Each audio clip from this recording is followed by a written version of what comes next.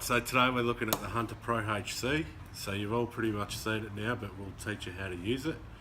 Firstly, let's have a look at what you get when you buy the product.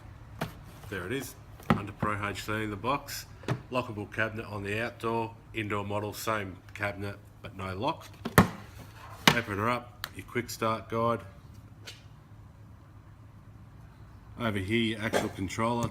Touch screen, you can still do programming from your touch screen. Your initial setup for your Wi-Fi password will be through here. Once you've pretty much got it set up, you'll probably never touch it again though. Open her up. This is an outdoor model 6 station, so you got your 6 wiring terminals in there. You can see it's a massive improvement on the older controllers, a lot more room to put your wires through, even with a 24 station model. The outdoor model has the inbuilt transformer, indoor just a little plug pack, couple of sensor terminals and a dedicated common terminal. Okay, so now actually setting your controller up. First thing is to obviously mount it on the wall, wire it up, turn it on, and you got your little home screen there. Basically all we're going to do from there is link it up to the Wi-Fi. The most important thing is to make sure you've actually got Wi-Fi connection. The easiest way to work out if you're going to do that is to grab an iPad or an iPhone, go to the location of the controller, and just check that you're actually getting Wi-Fi signal at the point you're going to want to put in the controller.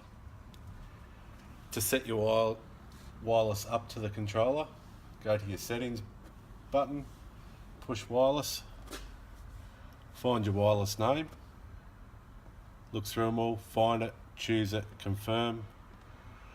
If you haven't preloaded it in, it'll ask you to put in the password, comes up connected. Main thing to realise with this, it has to be connected to a 2.4 gigahertz network, not a 5.0 gigahertz network. And then one more thing to take note of when you're doing this, is grab your serial number, write it down or take a photo, and then we'll show you how to put that in your initial setup. So now we've shown you what's in the box and how to set up your controller to Wi-Fi. Let's look at the program. Okay, so your next step is to log into your Hydrawise account and set up the actual controller. This is our account here. We'll go to your little settings bar, go to My Account, scroll down, you got controllers, we're going to add a new controller. So controller name, we'll call this Demo 2. Enter in the serial number that you should have taken down earlier.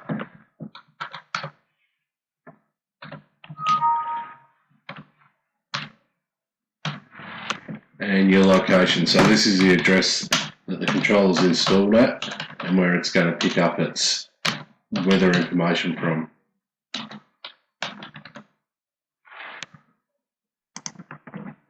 Hit next. Choose your model, so we've got a Pro HC 6 station, and create. Successfully create a controller. Okay, so what we'll do, go back to a dashboard, we're going to go Demo 2.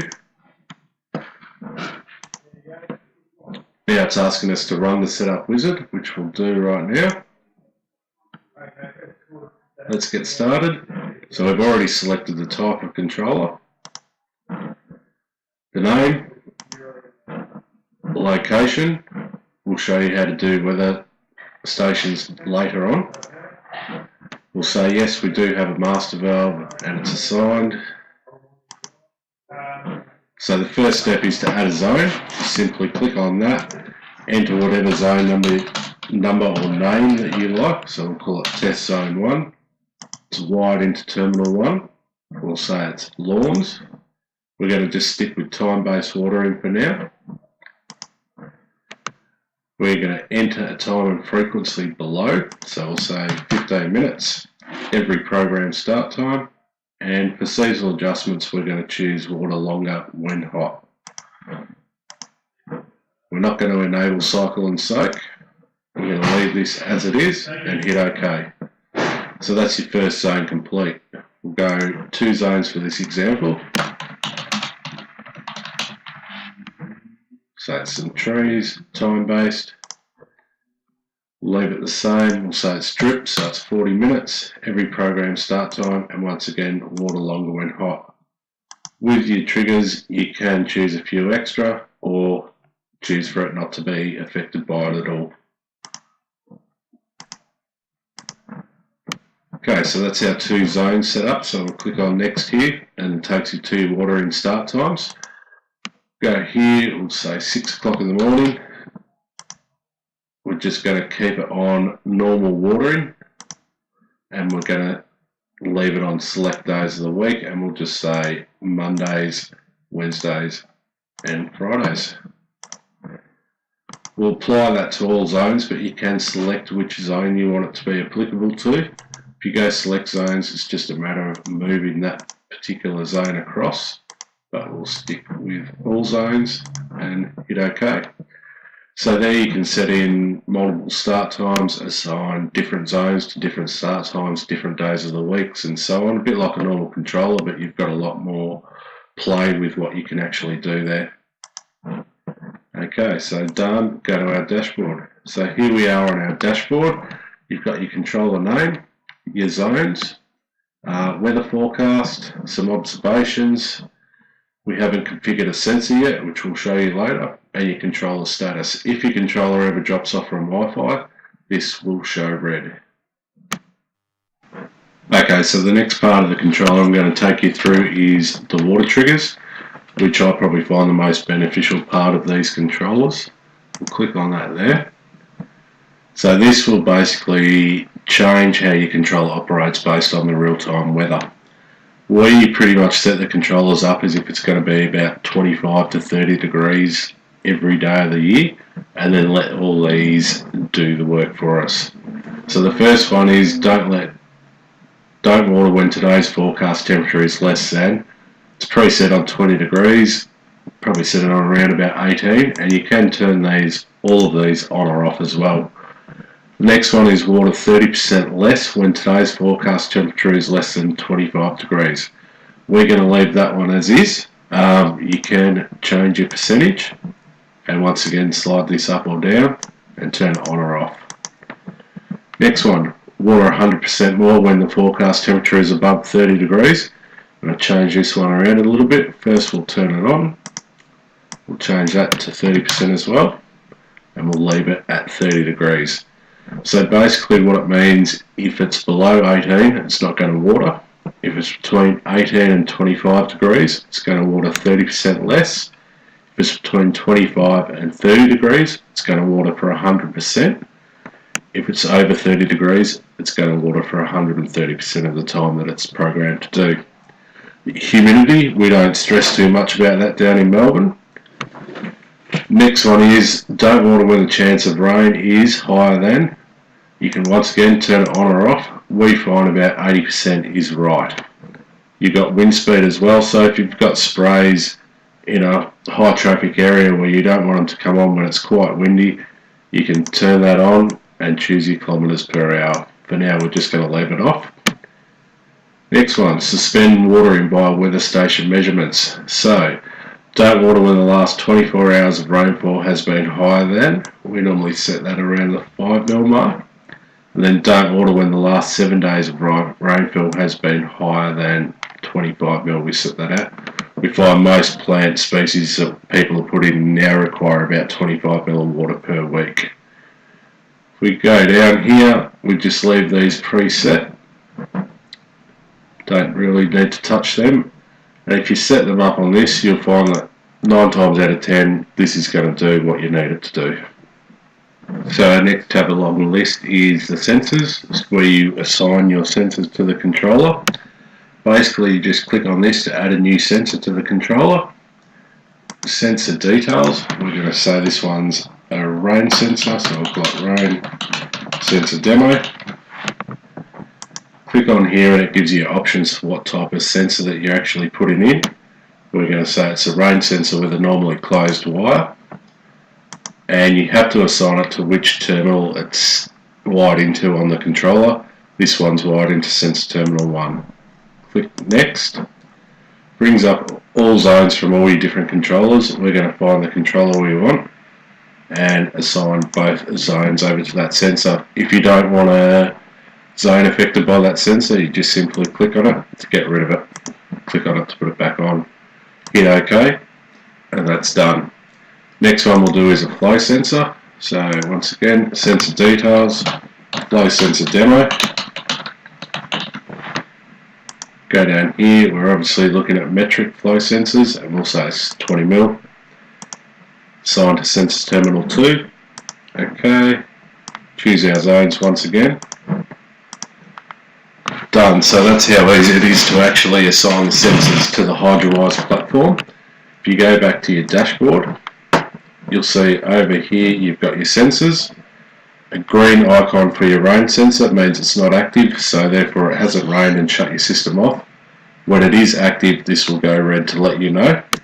Your flow sensor will also give you the literage of water that you've used over the last week. The next page we've got along the list is the reports page.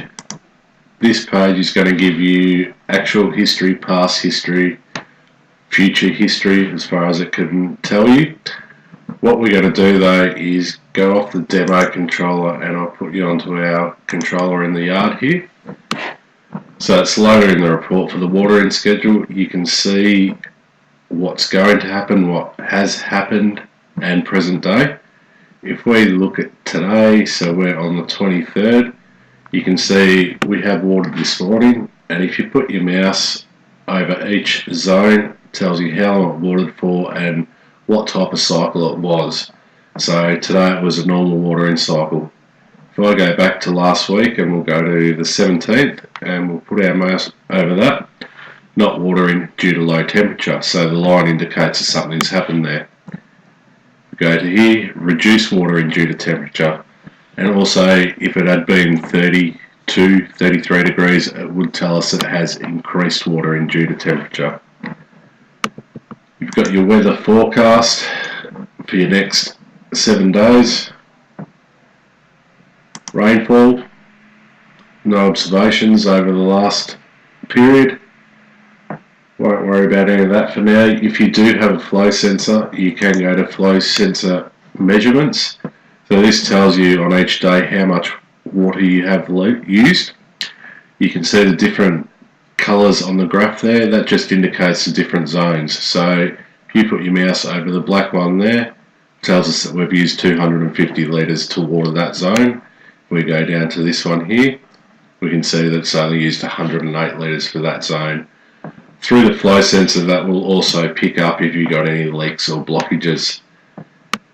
You can also go to diagnostics, which is your solenoid load.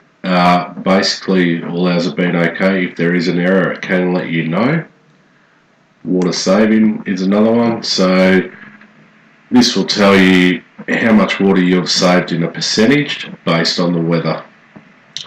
You can look at evapotranspiration, monthly temperature and rainfall. You can download reports as well. You can clear them, which we don't want to do. So download to Excel, and you can choose your date range. Now I'm going to show you the weather stations. Click on weather stations under your setting bars, so it brings up your controller location from the address that you've typed in when you first set up your controller. You can see all these green dots around here, all the personal weather stations that are set up in the area. If I zoom out on the map, you'll see we get some orange and some purple ones. So purple are the free airport weather stations, and the orange are the Bureau of Meteorology weather stations. Generally, when I'm setting them up, I like to choose 3 of the closest ones, and then 1 of the Bureau of Meteorology sensors, just in case the underground ones ever go offline. With the underground ones, if you click on it, it'll tell you when it was last updated. So you can see these ones have been pretty recent. We do sometimes click on them and it's got an invalid date, so we know that those weather stations are no longer maintained, so we choose not to select them. Once we go and we have chosen our rain sensors, we will look at the alerts. So once again, the setting bar, go to alerts. So we've got some ones that we've set up already in here. Basically the main ones are high flow. So if the zone uses more than 10% of the previous time it's run, it will let us know. You can choose to send that alert either to yourself via text message, email, and app notification, or you can choose it to send to the customer directly. You've also got wire fault, so there's a break in the wire or a short, and then solenoid fault. If you do want to set up a new alert, you can go down here. We'll call this one a demo alert, and your little drop down box, you've got all your different alerts that you can set up, once again sending a notification to yourself or the customer. Finally, I'm going to show you a couple of little extras about the Hydrawise software. The first one is the events log. So if you click on your little settings toolbar up here and go down to events, when it opens up, it'll show you everything that's been changed with the controller through the Hydrawise software. So whether that's changing a runtime, water trigger, adding a sensor, deleting a sensor, it will all show up here. We'll also show you which user has done the change. So this is quite handy if you have multiple users using the account. Next, we'll go back to our settings bar and we're going to go to configuration. That brings up and we scroll down. You've got offline water adjustments. So the controller will store its program. So if it goes offline, it will water. It will just water to 100% of the water schedule. So if it goes offline in the middle of winter and you've got the controller coming on every day, that's what's going to happen. A way around this is the offline watering adjustments. You can see what we've preset here for each different month. So basically, January it's going to water 100% if it goes offline. March it's going to drop down. Oh no, March it'll stay at 100%. April 70, May 45. Then through June, July and August I've got it set at 0, so it's not going to water at all if it goes offline. Then as we get through spring and into summer it ramps back up. The last thing I will show you is how to move a controller. So this is mainly a feature for contractors. What you want to do is go down to My Customers, let that open up and scroll down. The first thing you're going to do is add the customer. So we click on there. Now you've got to enter in the customer's email address or serial number. The easiest thing is the email address, so we'll enter one in there.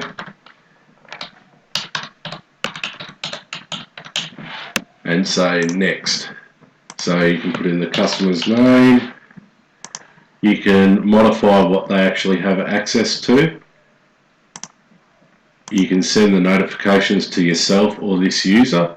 Most of the time we will send them to us, so we kind of know what's happening before the user does. And then you hit create. So it brings you back to this screen here where you're setting up a new controller, but that's not really what we want. What we want to do is go back to our demo controller. We're going to ignore that. We'll go to My Customers. So once again you're going to choose your account and these three little dots on the right hand side. Right, that's if you want to remove your account, so don't do that. Click on your account, then it brings up the controllers that are still under your complete control. We've been doing demo 2, so now we'll push on the 3 buttons to the right hand side of that. We're going to say move to new account.